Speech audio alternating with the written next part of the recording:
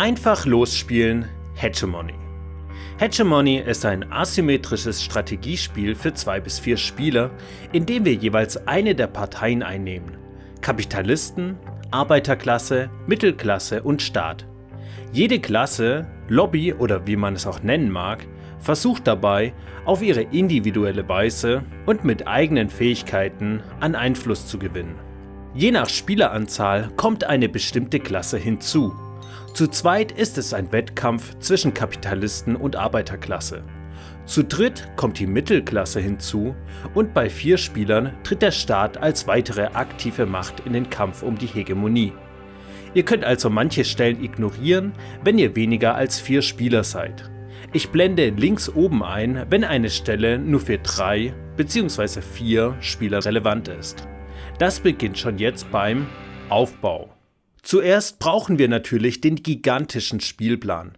Setzt euch am besten so an den Tisch wie hier gezeigt, weil ihr dann auf die für euch wichtigsten Bereiche leicht zugreifen könnt. Jeder Spieler nimmt sich passend zu seiner Klasse sein Tableau, das Übersichtsblatt, das Abstimmungsblättchen, die gezeigten Holzmarker und seinen gemischten Aktionskartenstapel, von dem jeder schon mal 7 Handkarten zieht. Jede Klasse hat ihr eigenes Regelblatt, das ihr euch in Reichweite haltet. Die Siegpunktmarker legt ihr auf die Position 0 auf dem Spielfeldrand oben links. Dabei sollte der Kopf jeweils oben liegen. Die 100er-Seite braucht ihr erst, wenn ihr die Siegpunktskala einmal umrundet habt. Oben rechts auf dem Spielfeld brauchen wir den Rundenzähler auf Position 1 und den Steuermultiplikator-Markierstein auf Position 5. Die Abstimmungssteine sortiert ihr nach Farbe. Von den roten, gelben und blauen Steinen werfen wir jeweils 8 in den Stoffsack. Die lilanen brauchen wir später für den Start. Nehmt euch die schwarzen Politikbereichsmarker und stellt sie so auf, wie hier gezeigt. Direkt darunter seht ihr das Feld Geschäfte. Dafür brauchen wir einen gemischten Stapel der kleinen Geschäftskarten mit den Händen als Symbol. Ihr zieht die oberste Karte und legt sie auf die linke Seite des Geschäftsfeldes. Auch für den Exportbereich daneben brauchen wir einen gemischten Stapel mit diesem Symbol auf der Rückseite. Davon ziehen wir ebenfalls die oberste Karte, die dann natürlich auf die Exportfläche kommt. Noch ein Feld daneben ist der Importbereich. Auf das mittlere weiße S2-Feld setzt ihr einen dieser transparenten Steine. Das S2-Feld deswegen, weil die Außenhandelspolitik am Anfang auf S2 steht. Jetzt brauchen wir noch die Maschinenblättchen, also die schwarzen Zahnräder, die Lagerblättchen und die Kreditkärtchen. Außerdem ist es hilfreich, sich noch die allgemeine Übersicht in Reichweite zu halten. Aus Platzmangel werde ich die verschiedenen Übersichten, die man allgemein und als Spieler erhält, ausblenden und nur da zeigen, wo es nötig ist. Das hier sind Unternehmenskarten. Jeder Spieler nimmt sich seinen Stapel und mischt ihn. Von den Staatsunternehmenskarten werden 3 Startkarten aus dem Spiel genommen. Spielt ihr zu zweit, fliegen die Karten mit 3 Diamanten raus. Seid ihr zu dritt oder viert, spielt ihr ohne die Karten mit 2 Diamanten. Die Startkarten, die jetzt übrig sind, legt ihr passend zum Typ in die oberste Reihe vom öffentlichen Sektor. Alle weiteren Staatsunternehmenskarten verteilt ihr darunter, sodass ihr immer alle 3 Farben richtig in einer Reihe liegen habt. Dann verdeckt ihr die zweite und die dritte Reihe. Weil am Anfang die Arbeitsmarktpolitik auf dem mittleren Feld steht, legt ihr je einen transparenten Stein auf das mittlere gelbe Lohnfeld der öffentlichen Unternehmen. Die Staatskasse wird jetzt mit 120 Wadis gefüllt. Für die öffentlichen Dienstleistungen brauchen wir bei 2 Spielern je 5 Gesundheits- und Bildungsmarker und 3 Einflusssteine. Bei 3 oder 4 Spielern ist es jeweils 1 mehr. Legt euch diese Ressourcen zusammen mit dem Geld, der Nahrung und den Luxusgütern als Vorrat bereit. Jede aktiv gespielte Klasse hat eigene, unterschiedlich viele Unternehmenskarten. Die Karten vom Staat haben wir ja bereits auf den Spielplan gelegt. Bis hierhin haben wir alles Allgemeine aufgebaut. Der Rest wird jetzt über die einzelnen Klassen geregelt. Ab jetzt braucht ihr nur noch den Aufbau beachten, der sich auf die Klassen bezieht, die auch tatsächlich aktiv gespielt werden. Die Kapitalisten finden unter ihren Unternehmenskarten 4 Stück, die oben bei den Kosten einen kleinen Punkt abgebildet haben. Platziert sie hier auf dem Spielfeld und legt bei allen transparente Steine auf die gelbe Stufe 2 Fläche. Zieht dann weitere 4 Karten und legt sie offen in eurem persönlichen Bereich aus. Stellt einen der blauen Marker auf die Vermögensleiste und nehmt euch Geld im Wert von 120 Vardis in den Einkommensbereich. An Ressourcen bekommt ihr eine Nahrung, 2 Luxusgüter, 2 Bildung und einen Einflussstein. Dann markiert ihr mit den Steinen noch den Verkaufspreis. Dazu kommt noch das Freihandelszonenblättchen. Damit wäre der Aufbau für die Kapitalisten abgeschlossen. Weiter geht's mit der Arbeiterklasse. Die kleinen Arbeiter, also die mit Latzhosen, sortiert ihr nach Farbe und stellt sie am besten am unteren Spielfeldrand bereit. Die grauen Arbeitskräfte sind ungelernt, alle anderen gelernt. Wenn wir schon hier unten sind, schauen wir uns die Arbeitslosen an. Auf diese Fläche legt ihr schon mal einen grauen Arbeiter. Jetzt zieht ihr eine Karte vom Einwanderungsstapel und legt den farbig abgebildeten Arbeiter ebenso auf die Fläche für Arbeitslose. Wenn ihr mehr als 2 Spieler seid, zieht ihr noch eine zweite Karte, sodass ihr insgesamt eine graue und 2 farbige Arbeitskräfte auf der Fläche liegen habt. Die gezogenen Karten kommen einfach zurück unter den Stapel. Jetzt kommt es gleich nochmal darauf an, wie viele Spieler ihr seid. Seid ihr zu zweit, stellt ihr die Arbeitskräfte, so wie hier gezeigt, in den Privatsektor und in den öffentlichen Sektor. Wenn ihr zu dritt oder viert spielt, sieht es im Privatsektor so aus und im öffentlichen Sektor so. Wichtig dabei ist, dass die Arbeiter gestellt und nicht gelegt werden. Warum, werdet ihr später merken. Kommen wir jetzt zum Arbeitsklassentableau. Setzt die beiden Marker wie hier gezeigt auf ihre Position, nehmt euch 30 Vardis und einen Einfluss, nehmt euch die Streik- und das Demonstrationsblättchen oder haltet sie zumindest griffbereit im allgemeinen Vorrat. Eure beiden Unternehmenskarten könnt ihr erstmal liegen lassen und ignorieren. Spielt ihr nur zu zweit, ist euer Aufbau jetzt fertig. Für die Mittelschicht brauchen wir auf dem Spielfeld die Mittelklasse-Unternehmen. Auch hier gibt es 2 Karten, die vor den Kosten einen Punkt angezeigt haben. Ihr legt sie in den unteren gelben Bereich des Spielfeldes. Auch bei den Mittelschichtunternehmen auf dem Spielfeld kommt je ein Marker auf die mittlere Position, so wie wir es schon von den anderen Unternehmen auf dem Spielfeld kennen. Zieht 3 weitere Karten von eurem gemischten Stapel und legt sie offen in euren persönlichen Bereich. Euer Tableau besetzt ihr genau so, wie ich es hier vormache. Die Mittelschicht hat eigene Arbeitskräfte, nämlich die mit Anzügen. Auch sie sortiert ihr nach Farbe. Die Grauen sind wieder die Ungelernten, alle anderen gelernte Arbeiter. Einen Weißen stellt ihr auf die ausgelegte Arztpraxis, einen Grün auf den Spätkauf. Im Privatsektor stellt ihr einen blauen und einen grauen auf das Einkaufszentrum und im öffentlichen Sektor braucht ihr einen orangenen und 2 graue Mittelschichtsarbeiter. In dem Bereich für arbeitslose Arbeitskräfte stellt ihr einen gelernten Arbeiter eurer Wahl. Zur Orientierung helfen euch die 3 ausgelegten Karten in eurem persönlichen Bereich. Zieht nochmal 2 Einwanderungskarten und fügt auch diese abgebildeten Mittelschichtarbeiter dem Arbeitslosenbereich hinzu. Seid ihr weniger als 4 Spieler, braucht ihr den nächsten Teil über den Staat nicht beachten. Das Wohlfahrtsblättchen für Gesundheit legt ihr in den passenden Bereich der öffentlichen Dienstleistungen. Das andere Wohlfahrtsblättchen für Bildung legt ihr in eurem persönlichen Bereich ab. Vorhin habe ich erwähnt, dass der Staat von allen Spielern einen Marker bekommt. Diese 3 sind jetzt Legitimitätsmarker und werden farblich passend auf die zweite Position der Legitimitätsleiste gesetzt. Dann holt ihr euch noch einen Einflussstein. Die 3 Stapel der Legitimitätsblättchen könnt ihr euch in Reichweite halten.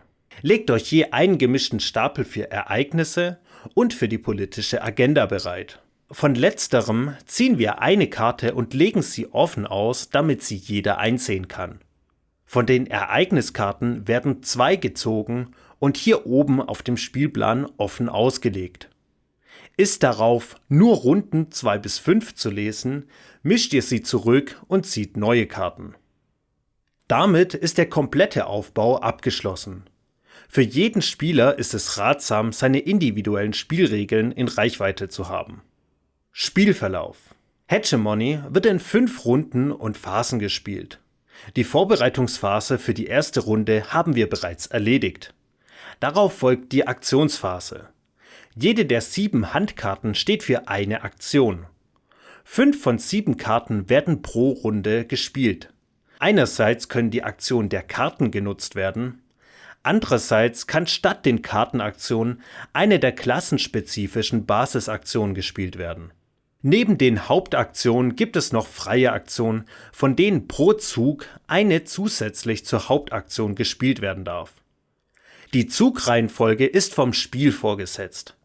Arbeiterklasse, Mittelklasse, Kapitalisten und Staat. Haben alle ihre 5 Karten gespielt, geht es über in die Produktionsphase, die in der Zugreihenfolge gegensätzlich verläuft, also Staat zuerst. In der Produktionsphase werden unter anderem Waren produziert, Arbeiter bezahlt und Steuern gezahlt. Danach finden Wahlen statt und dabei wird darum gerungen, wie die Bedingungen für die weitere Runde aussehen. Die Runde wird mit der Wertungsphase beendet. Jede Klasse hat dabei ihre eigenen Regeln. Um eine Chance zu haben zu gewinnen, ist es hilfreich, sich frühzeitig damit zu beschäftigen, auf welche Art man eigentlich Siegpunkte macht. Das Spielende wird mit dem Abschließen der 5. Runde automatisch eingeläutet. Im weiteren Verlauf der Anleitung werden wir Schritt für Schritt die einzelnen Phasen durchgehen und uns ansehen, was jede einzelne Klasse dabei tun kann und tun muss. Das ist nützlich zu wissen, weil man dann besser versteht, warum welcher Mitspieler was tut. Außerdem werde ich anhand von Aktionen die diversen Grundprinzipien aufzeigen. Aktionsphase. Wie gesagt, wird bei jedem Zug eine Handkarte verbraucht. Entweder ihr spielt dabei den Effekt der Karte selbst oder eine Basisaktion. Die Effekte der Karten erklären sich von selbst, wenn ihr den Rest verstanden habt. Daher gehe ich nicht speziell darauf ein. Achtet allerdings darauf, dass manche Kartenaktionen von der aktuellen Politik abhängig sind. Weil alle Klassen als Basisaktion Gesetzesentwurf vorschlagen haben, schauen wir uns diese Aktion zuerst an. Dazu muss man wissen, dass die Politiktabelle oben die Grundbedingungen für das gegenwärtige Spiel bestimmt. Die schwarzen Marker zeigen, welche Politik gerade in Kraft ist. Im Groben hat jede Klasse ihre Präferenzen. Die Arbeiterklasse will sozialistische Politik und daher die Marker auf den horizontalen Leisten ganz links sehen. Damit profitieren sie von Wohlfahrtsprogrammen und hohen Mindestlöhnen. Die Mittelklasse ist Arbeitgeber und Arbeitnehmer zugleich und bevorzugt die mittleren Positionen. Die Kapitalisten wollen niedrige Steuern und Mindestlöhne bezahlen müssen, deswegen stehen sie überall rechts. Die verschiedenen Politikbereiche bedingen sich teilweise gegenseitig. Darauf werde ich später noch eingehen. Der Staat hat keine vorgegebene Grundpräferenz, sondern orientiert sich an den Agendakarten. Jede Klasse kann zu ihren Gunsten also Gesetzesentwürfe als Aktion vorschlagen. Dafür wird ein Gesetzesentwurf-Markierstein auf einer Politikrichtlinie auf eine Position benachbart zum schwarzen Marker gesetzt. Pro Politikbereich kann es aber nur einen Gesetzesentwurf geben. Später in der Wahlphase wird dann abgestimmt, ob der Gesetzesentwurf angenommen wird.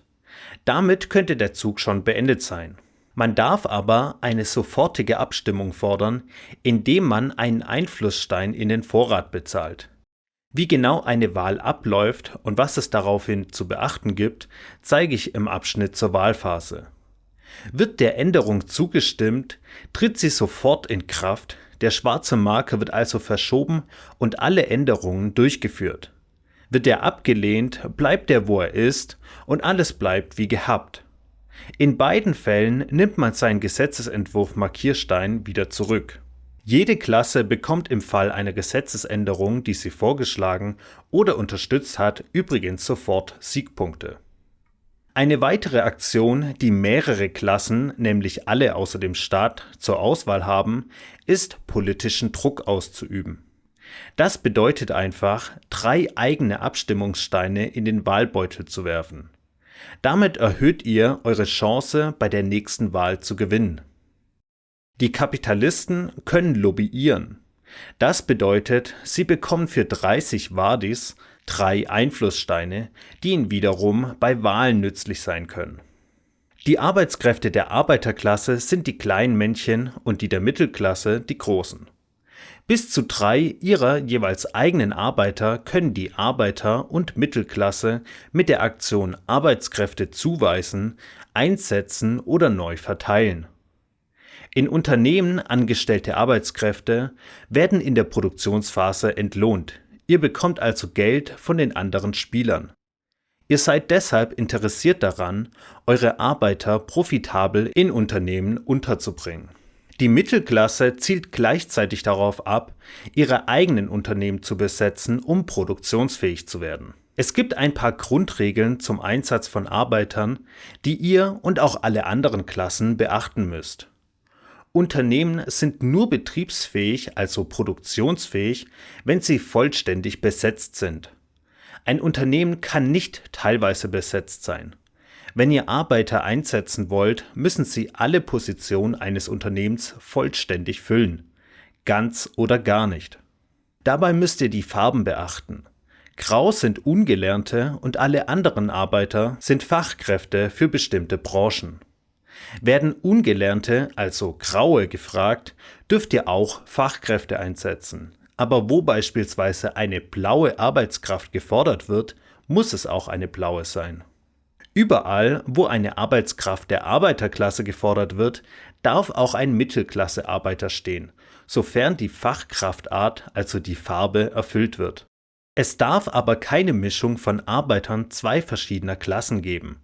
Entweder ein Unternehmen wird vom Mittelstand oder von der Arbeiterklasse vollständig besetzt. Die Mittelklasse-Unternehmen haben leicht abgewandelte Bedingungen. Sie brauchen öfter nur einen Mittelklasse-Arbeiter, um produktionsfähig zu sein, können aber eine weitere Arbeitskraft, zumindest der Arbeiterklasse, einstellen, um in der Produktionsphase einen zusätzlichen Bonus zu bekommen. Das bedeutet, dass das Unternehmen im Gegensatz zu den Unternehmen der Kapitalisten oder des Staates nicht nur gemischt, sondern auch teilweise besetzt sein darf. Wenn die Arbeiter- oder Mittelklasse Arbeitskräfte zuweist, darf sie einerseits welche aus dem Arbeitslosenbereich nehmen, darf aber auch Angestellte ihrer Klasse Arbeitsplätze wechseln lassen. Wird dadurch ein Unternehmen unterbesetzt, wird die übrige Arbeitskraft arbeitslos. Ihr dürft aber in eurem Zug versuchen, solche teilbesetzten Unternehmen wieder zu füllen, müsst die übrigen Arbeiter also nicht sofort in die Arbeitslosigkeit schicken. Es ist möglich, dass Arbeitskräfte verpflichtet werden. Das passiert zum Beispiel, wenn es eine Lohnerhöhung gibt. Verpflichtete Arbeiter werden gelegt statt gestellt. Diese dürft ihr nicht anrühren, bis sie wieder aufgestellt werden. In der Regel am Ende der Runde. Die Arbeiterklasse kann ihre Arbeiter auch Gewerkschaften zuweisen. Ihr findet sie auf dem Tableau. Diese Arbeitskräfte werden dort dauerhaft verpflichtet, also gelegt, und bringen Siegpunkte und Einfluss in der Produktionsphase, solange die Bedingung dafür erfüllt ist. Von selbst könnt ihr sie nicht mehr anderweitig einsetzen. Die Gewerkschaften entsprechen den verschiedenen Branchen. Ihr müsst mindestens 4 eigene gelernte oder ungelernte Arbeitskräfte in Unternehmen einer Branche angestellt haben, in diesem Fall die orangene Bildungsbranche, um einen Arbeiter, der Fachkraft derselben Branche ist, eine entsprechende Gewerkschaft gründen zu lassen. Sobald ihr die Bedingung nicht mehr erfüllt, muss die Gewerkschaft aufgelöst werden. Wenn ich im Folgenden von Waren spreche, dann meine ich damit alle 5 Ressourcen, also Nahrung, Luxusgüter, Gesundheit, Bildung und Einfluss. Die Basisaktion Waren und Dienstleistungen kaufen können die Arbeiterklasse und die Mittelklasse spielen. Wenn die Arbeiterklasse Waren kauft oder erhält, legt sie einfach hierhin. Die Aktion werde ich auf dem Mittelklasse-Tableau zeigen, weil es hier mehr zu erklären gibt. Um die Aktion zu spielen, verbraucht ihr wie bei jeder Hauptaktion eine Handkarte und wählt eine einzelne Ware, die ihr kaufen wollt. Ihr dürft diese Ware jetzt aus maximal 2 verschiedenen Quellen beziehen. Verschiedene Quellen haben verschiedene Waren und Preise. Die Mittelschicht kann bzw. muss bei sich selbst Waren kaufen, um sie aus dem Lager in den Bereich Waren und Dienstleistungen zu verschieben, von wo aus sie dann frei zur Verwendung stehen. Bezahlen müsst ihr sie aber nicht. Ihr dürft bei euren Mitspielern, auf dem Auslandsmarkt oder bei euch selbst insgesamt so viele Einheiten der gewählten Ware kaufen, wie eure Bevölkerung hoch ist. Der Marker steht am Anfang auf 3. Also darf man beispielsweise 3 Luxusgüter aus 2 verschiedenen Quellen beziehen. Der Preis einer Wareneinheit eurer Mitspieler zeigt sich auf deren Tableaus. Importiert ihr aus dem Ausland, zahlt ihr pro Einheit den Betrag hier unten an die Bank und je nachdem, wo die Außenhandelspolitik gerade steht, zahlt ihr noch Steuern pro Einheit in die Staatskasse.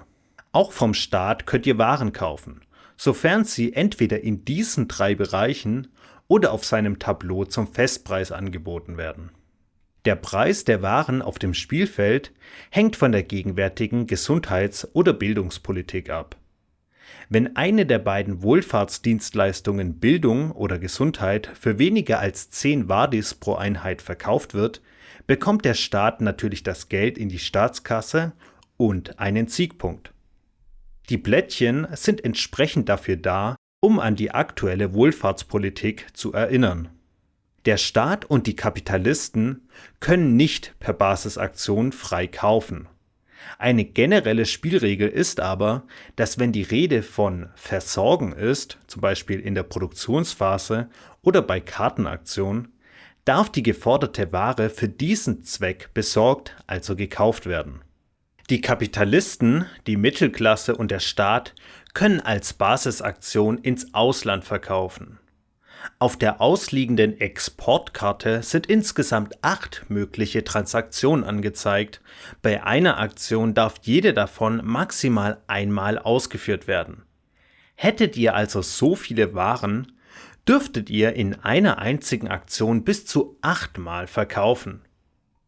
Die Mittelklasse erhält für jeden Handel bei dieser Aktion einen Siegpunkt, muss aber beachten, dass sie nur Waren aus ihren Lagern verkaufen darf. Auch Unternehmen können verkauft werden. Das können aber nur die Mittelklasse und die Kapitalisten. Die Unternehmen des Staates sind an den Fiskalpolitikbereich gebunden, wozu wir später noch kommen. Mit der Aktion darf eine eigene Unternehmenskarte vom Spielfeld genommen werden, sofern darauf keine verpflichteten, also liegenden Arbeitskräfte sind. Die ungebundenen Arbeiter kommen jetzt in den Arbeitslosenbereich und ihr bekommt das Geld in Höhe der Unternehmenskosten. Mittelklasse und Kapitalisten können auch neue Unternehmen gründen. Der Staat darf das nicht. Um ein Unternehmen zu gründen, wählt ihr eine eurer 3 bzw. 4 ausliegenden Unternehmenskarten, zahlt die Kosten und legt sie in euren Bereich auf dem Spielfeld. Die Kapitalisten haben diese und alle anderen Kosten grundsätzlich immer aus dem Bereich der Einnahmen zu zahlen, es sei denn, es wird explizit vom Kapital gesprochen. Dann legt ihr einen Lohnmarker darauf, mindestens in Höhe der vorgegebenen Arbeitsmarktpolitik. Weil die Mittelklasse an ihre eigenen Arbeiter keinen Lohn zahlen muss, braucht es bei Unternehmen, die nur Mittelklasse-Arbeitskräfte zulassen, keinen Stein. Die Kapitalisten dürfen direkt Arbeitskräfte aus dem Arbeitslosenbereich einstellen, sofern sie dabei das komplette Unternehmen voll besetzen können. Es dürfen dabei keine gelernten Arbeiter gewählt werden, wenn die offene Position einen Ungelernten braucht und es noch ungelernte Arbeitskräfte unter den Arbeitslosen gibt. Das gilt auch für die Mittelklasse, die für ihr neu gegründetes Unternehmen aber ihre eigenen Mittelklasse-Arbeiter vom ganzen Spielfeld nehmen darf, sofern sie nicht verpflichtet sind. An ihrer neuen Arbeitsstelle müssen die Arbeitskräfte dann aber verpflichtet, also gelegt werden. Mittelklasseunternehmen müssen alle offenen Stellen für eigene Mittelklassearbeiter füllen oder leer lassen. Wenn alle Positionen auf dem Spielfeld besetzt sind, könnt ihr keine weiteren Unternehmen gründen. Auch wenn ihr in einer Runde alle ausliegenden Unternehmen schon gebaut habt, könnt ihr keine weiteren gründen. Vielleicht fragt ihr euch, wie es denn jetzt mit den 2 Unternehmenskarten der Arbeiterklasse, also den Genossenschaften, aussieht. Dafür gibt es keine Extraaktion, denn die Genossenschaften werden allein über bestimmte Handkarten gegründet. Die Mittelklasse kann mit der Extraschichtaktion in einem ihrer Unternehmen eine Extraproduktion durchführen. Die Arbeitskräfte der Mittelschicht müssen dabei nicht bezahlt werden, jedoch Arbeiter der Arbeiterklasse. Mehr dazu später im Teil über die Produktionsphase. Die Arbeiter, die die Extraschicht schieben müssen, dürfen nicht verpflichtet sein. Sollte nur die Arbeitskraft der Arbeiterklasse verpflichtet sein, der Mittelklassearbeiter aber nicht, dürft ihr produzieren, ohne den Kleinarbeiter zu bezahlen, aber auch ohne seinen Bonus zu bekommen. Der Staat kann eine extra Steuer erheben. Jede Klasse muss dem Staat 10 Wadis in die Staatskasse geben. Wer nicht bezahlen kann, muss einen Kredit aufnehmen. Dazu nehmt ihr euch ein Kreditkärtchen und die 50 Wadis und bezahlt davon dann die Steuern. Allerdings verliert der Staat bei dieser Aktion je eine Legitimität für die beiden Klassen mit den niedrigsten Legitimitätswerten.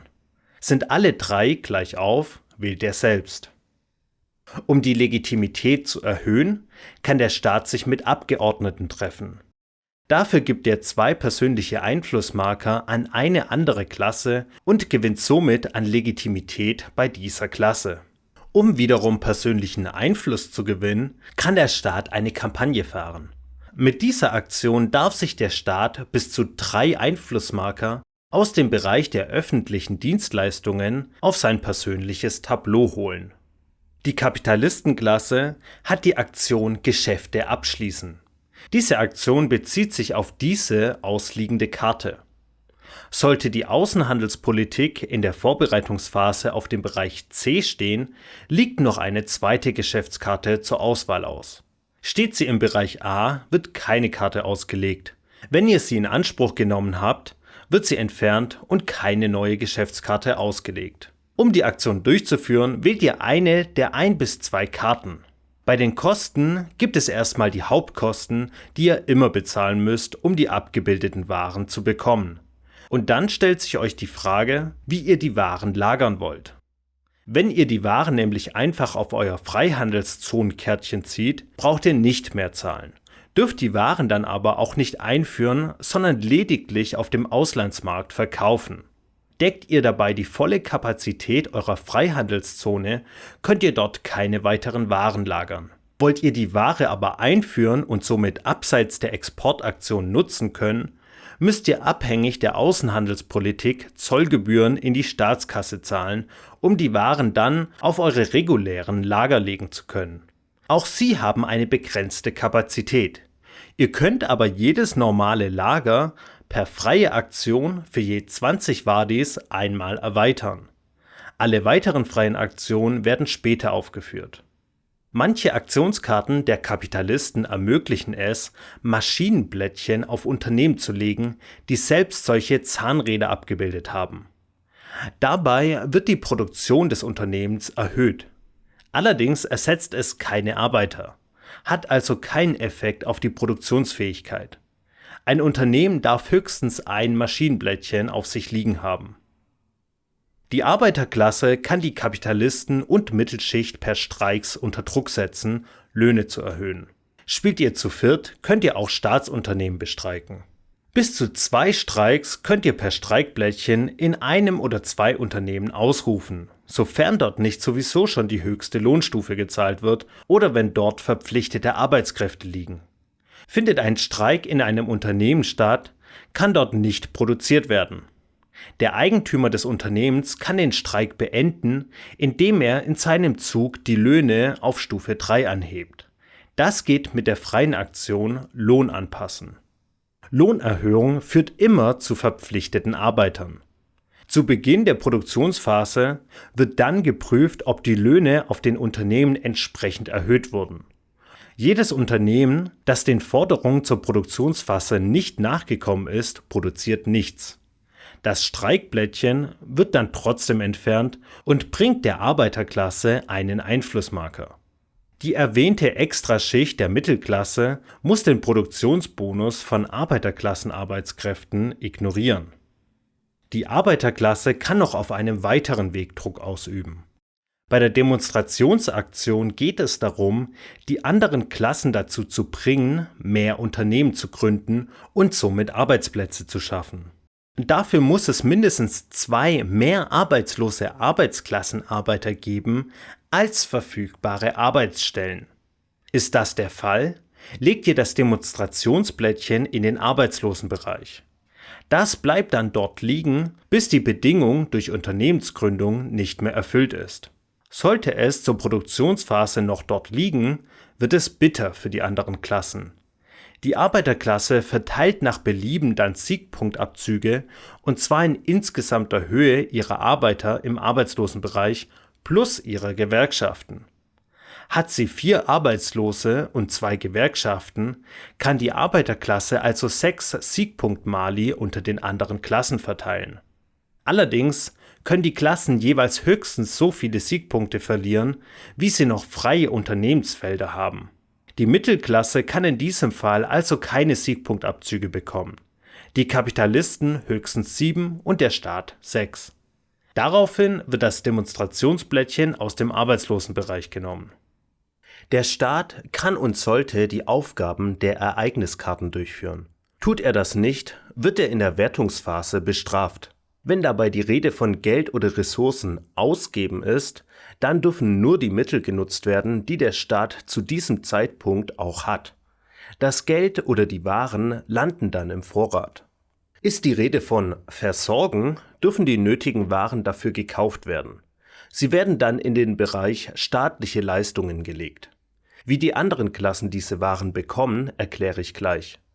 Der Staat selbst gewinnt durch die Ereignisaktion meistens an Legitimität. Entweder einmalig und sofort, oder ihr dürft euch ein Legitimitätsblättchen nehmen, das ihr ab jetzt immer in der Wertungsphase mitwerten dürft. Ist die Aufgabe erledigt, wird die Ereigniskarte entfernt. Freie Aktion.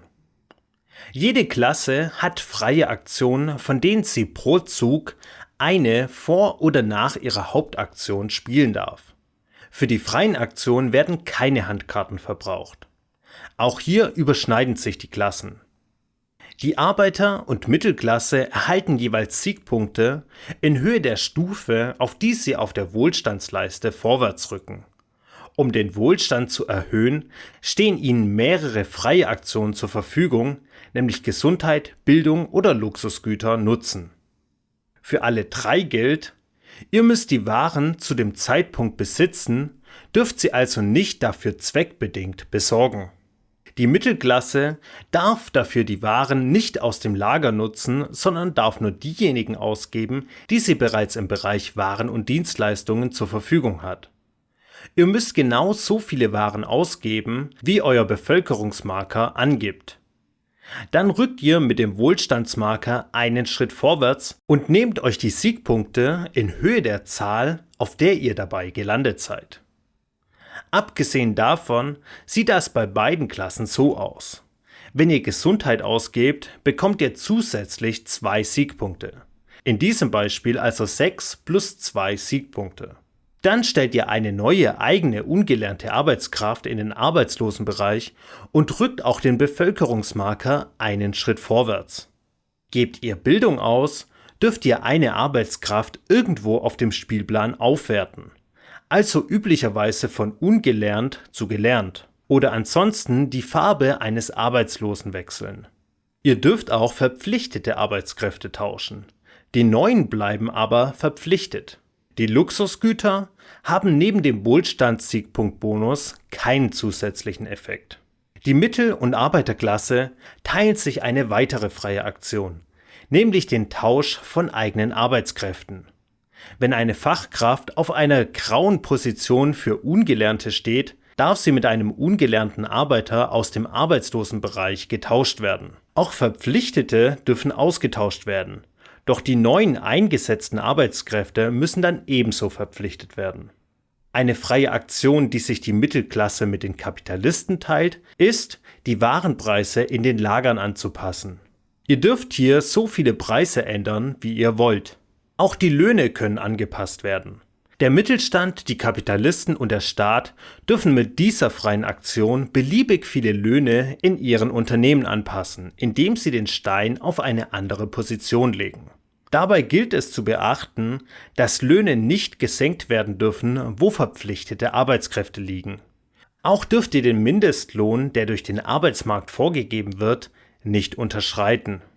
Bei Lohnerhöhung werden alle betroffenen Arbeitskräfte verpflichtet, also umgelegt. Die Kapitalistenklasse kann Arbeitskräften einen Bonus geben. Dafür wählt ihr eines eurer Unternehmen und gebt der Klasse, die die Arbeitskräfte bereitstellt, 5 Wadis. Im Gegenzug dürft ihr die Arbeiter verpflichten. Jede Klasse kann per freier Aktion einen Kredit abbezahlen, indem die 50 Wadis an die Bank gezahlt werden und das Kreditkärtchen abgegeben wird. Wenn der Staat aktiv gespielt wird und Waren ausgibt, werden sie nicht direkt an die Klassen ausgehändigt, sondern in diese Bereiche gelegt. Per freier Aktion Leistungen erhalten, können sich die Klassen die vom Staat zugeteilten Waren nehmen. Der Staat bekommt dann einen Siegpunkt. Hat jeder in der Aktionsphase seine 5 Karten gespielt, geht es über in die Produktionsphase. In der Produktionsphase werden diese Schritte der Reihe nach abgehandelt. Produzieren, Bedarf decken, IWF-Prüfung und Steuern bezahlen. Hier wird die Spielerreihenfolge umgedreht, also Staat, Kapitalisten, Mittelschicht, Arbeiterklasse. Was genau in der Produktionsphase zu tun ist, unterscheidet sich von Klasse zu Klasse. Jede Klasse, die Unternehmen besitzt, muss nun die Löhne fremder Arbeitskräfte an die Klasse ausbezahlen, zu der sie gehören. Falls auf Unternehmen noch Streikblättchen liegen, schaut jetzt, ob die Löhne auf Stufe 3 gesetzt wurden. Falls ja, wird Lohn ausgezahlt und produziert. Falls nein, wird das bestreikte Unternehmen in der Produktionsphase ignoriert. So oder so wird das Blättchen nach der Lohnauszahlung entfernt. Es wird nicht pro Arbeiter bezahlt, sondern pauschal. Für dieses Unternehmen zum Beispiel muss der Staat an die Mittelklasse also insgesamt 30 Wadis bezahlen. Und hier beträgt der Lohn 25 Wadis, den die Kapitalisten an die Arbeiterklasse auszahlen. Die Mittelklasse braucht nur die Löhne von Unternehmen auszahlen, wo Arbeitskräfte der Arbeiterklasse zum Einsatz kommen. So geht ihr Unternehmen für Unternehmen durch. Sind die Löhne bezahlt, produziert ihr die Waren. Das verhält sich erstmal bei allen gleich. Das hier ist, was ihr bekommt und in eure Lager legt. Die Kapitalisten achten noch auf Maschinenblättchen und nehmen sich den Bonus.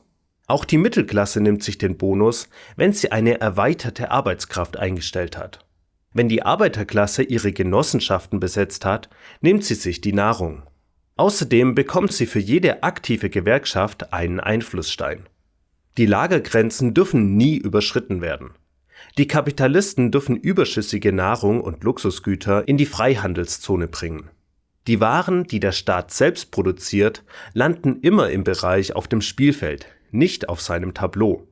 Die jeweilige maximale Kapazität ist dabei die Gesamtzahl seiner Produktion in dieser Branche plus 6.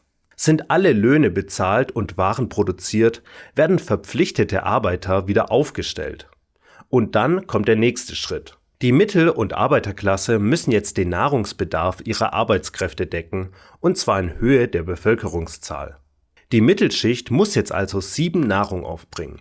Für diesen Zweck darf sie sich an ihrem ganzen Tableau bedienen. Reicht das nicht, könnt ihr beim Staat oder bei den Kapitalisten kaufen. Wollt oder könnt ihr das nicht, kauft ihr auf dem Auslandsmarkt. Fehlt euch das Geld, müsst ihr einen Kredit aufnehmen. Ihr dürft exakt so viel Nahrung besorgen, wie ihr braucht, um den Bedarf zu decken. Die Blättchen braucht ihr dann erst gar nicht aufs Tableau holen, weil ihr sie ohnehin in den Vorrat abgeben müsst. Der nächste Schritt in der Produktionsphase bezieht sich allein auf den Staat. Der Schritt wird aber auch vollzogen, wenn der Staat nicht aktiv gespielt wird. Ihr prüft, ob der Staat mehr unbezahlte Kredite hat, als seine Fiskalpolitik zulässt. Ist er fähig, 55 Wadis pro Kredit auszugeben, darf er das tun. Hat er dann die Höchstgrenze nicht überschritten, bleibt alles wie gehabt und ihr geht zum nächsten Schritt über. Ansonsten interveniert der Internationale Währungsfonds und dann passiert Folgendes. Alle vorgeschlagenen Gesetzesentwürfe werden beseitigt. Die betroffenen Klassen bekommen pro eigens eingebrachten Gesetzesentwurf einen Einfluss. Die Arbeiterklasse hier beispielsweise 2 Einflusssteine.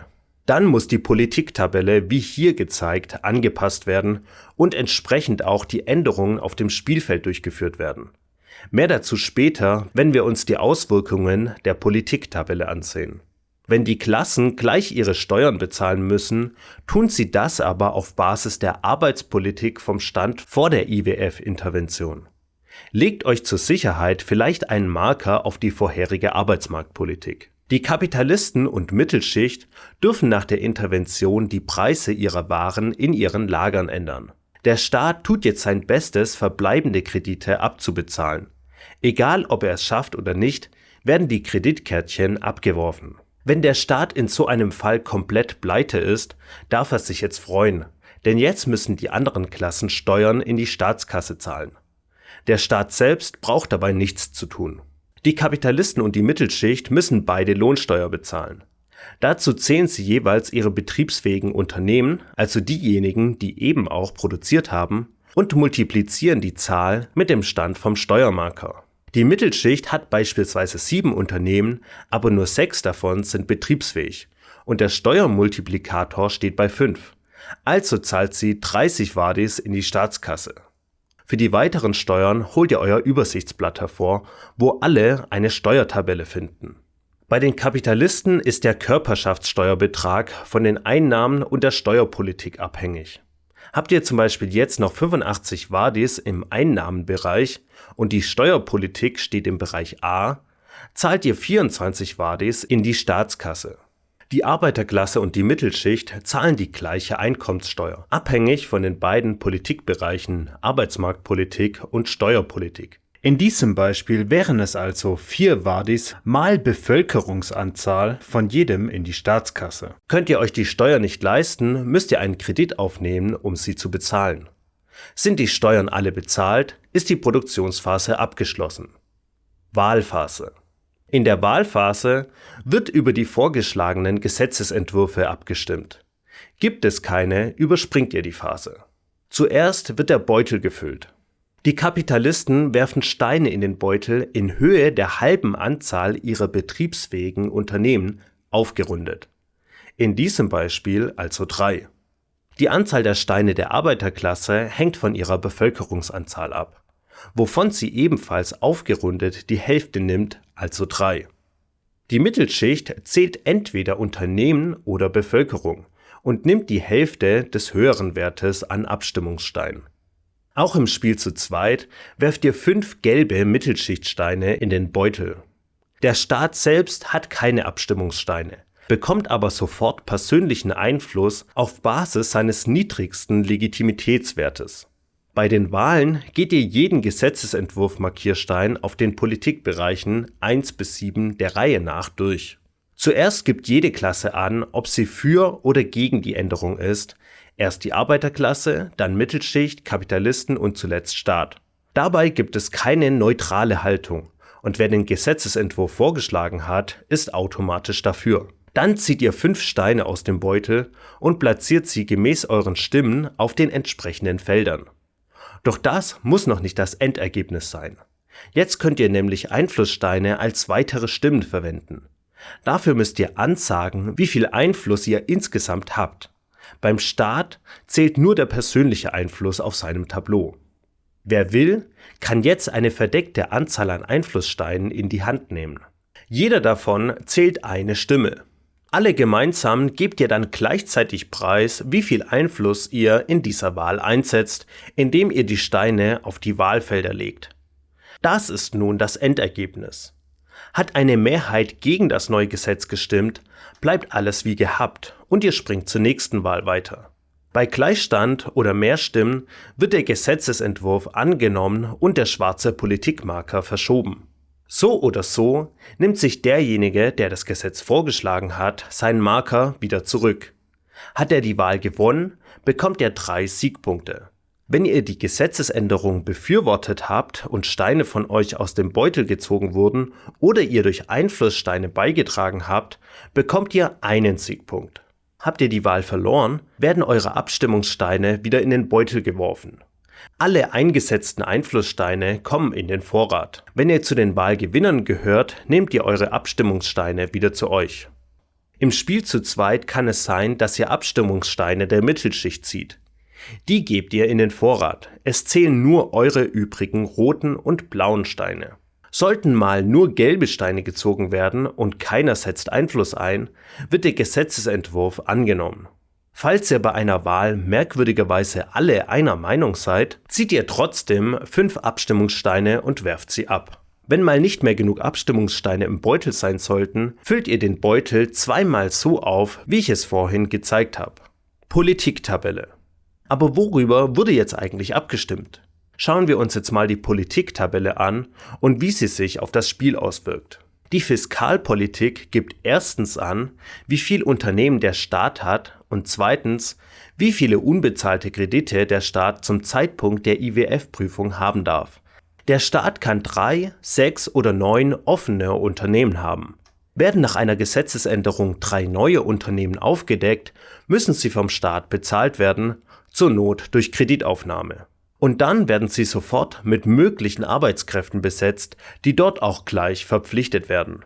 Wird der Staat aktiv gespielt, darf er selbst entscheiden, welche Unternehmen bei einer Gesetzesänderung auf- bzw. zugedeckt werden. Nur die Anzahl muss passen. Wird der Staat nicht aktiv gespielt, geht es einfach reihenweise zu. Müssen Unternehmen geschlossen werden, landen die Arbeitskräfte im Arbeitslosenbereich und der Staat erhält Geld in Höhe der Unternehmenskosten. Der Bereich Arbeitsmarkt bestimmt über die Mindestlöhne, die Unternehmen an Arbeitskräfte zahlen müssen. Wird eine Gesetzesänderung durchgesetzt, müssen alle Löhne mindestens auf den vorgegebenen Lohn angepasst werden.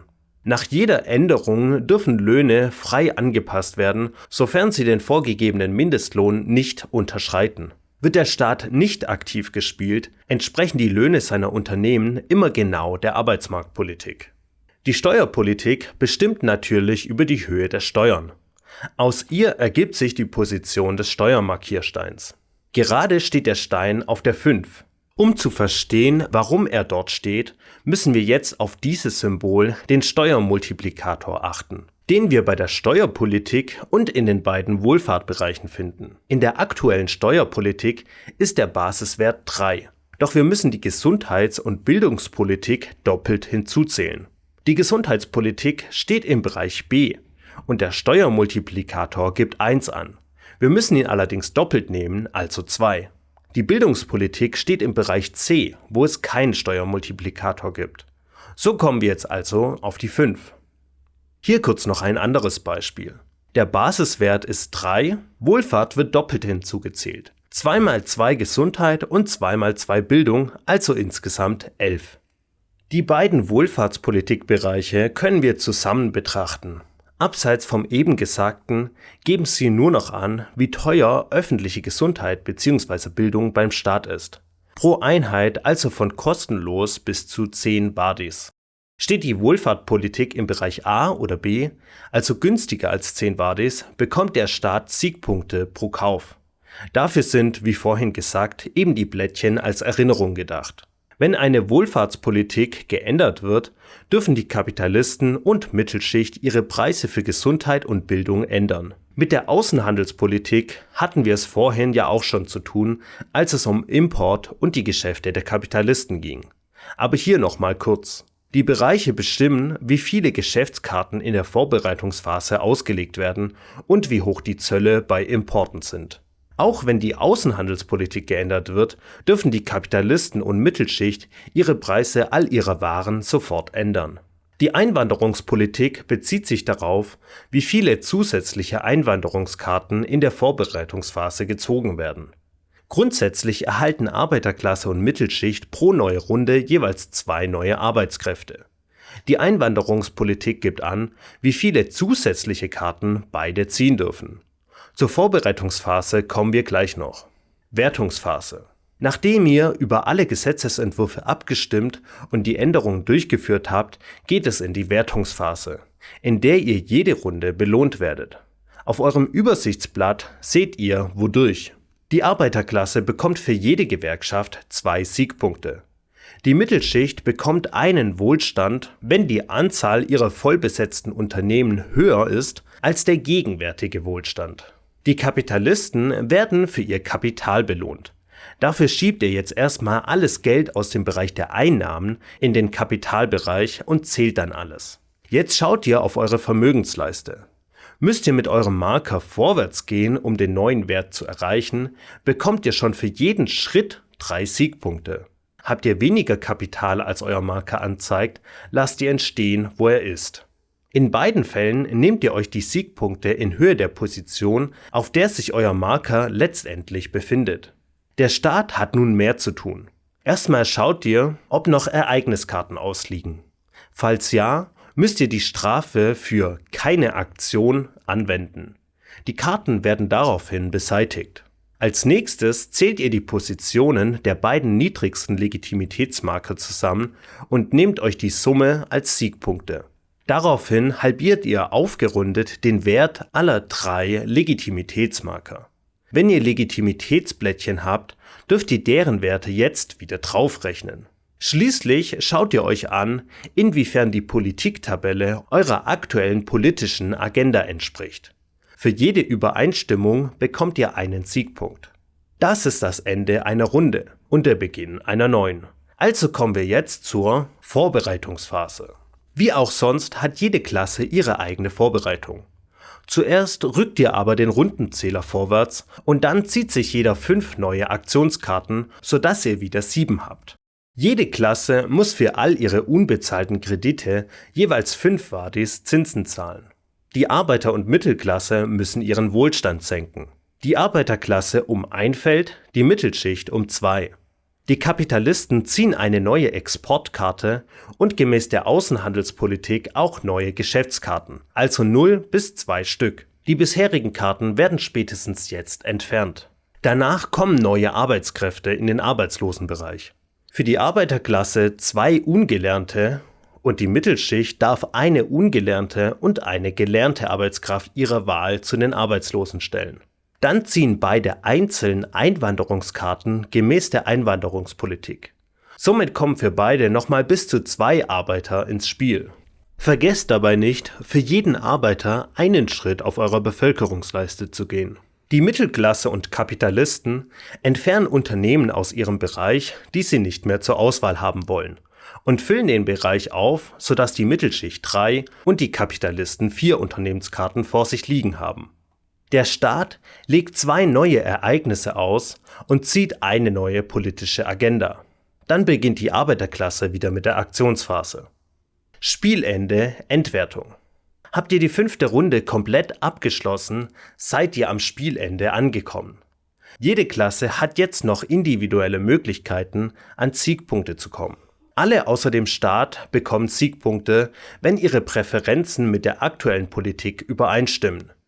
Die Arbeiterklasse freut sich jetzt nochmal über die linken Bereiche, die Mittelklasse über die mittleren und die Kapitalisten über die rechten. Außenhandel und Einwanderung werden ignoriert. Alle außer den Kapitalisten erhalten Siegpunkte für übrig gebliebenes Geld. Um einen Siegpunkt zu bekommen, braucht die Arbeiterklasse 10 Wadis, die Mittelschicht 15 und der Staat 30 Wadis. Die Kapitalisten verlieren dagegen für jeden offenen Kredit direkt 5 Siegpunkte.